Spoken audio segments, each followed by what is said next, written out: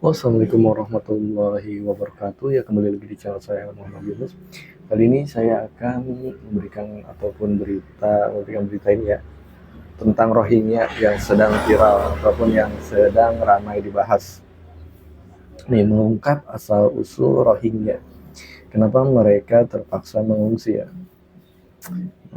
Ini pengungsi Rohingya telah menarik perhatian dunia, terutama sejak kedatangan lebih dari 1.000 diantaranya ke Sabang, Aceh ya, pada 14 November lalu ya. Nah, video ini bertujuan untuk menjelaskan asal-usul etnik Rohingya yang bukan berasal dari Bangladesh seperti yang sering disalahpahami ya, dan mengapa mereka harus mengungsi.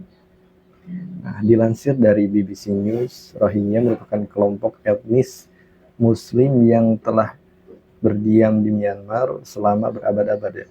Sebagai minoritas di negara dengan mayoritas penduduk beragama Buddha, mereka sering mengalami diskriminasi.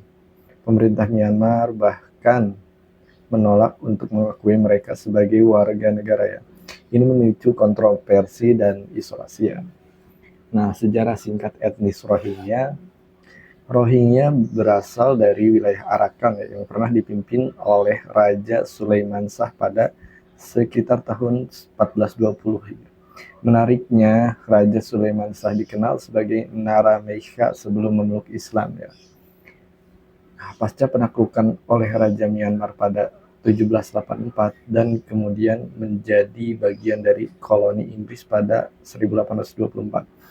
Rohingya mengalami berbagai masa sulit ya, termasuk saat penjajahan Jepang di Burma, sekarang yang jadi Myanmar ya, pada 1942. Nah, setelah kemerdekaan Myanmar pada 1948, Rohingya tetap mengalami marginalisasi dan pengucilan. Nah, alasan pengungsi Rohingya dan situasi di Bangladesh.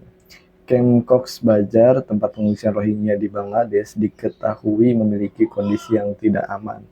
Dengan laporan Human Rights Watch tahun 2023 mencatat insiden kekerasan seperti penculikan dan pembunuhan.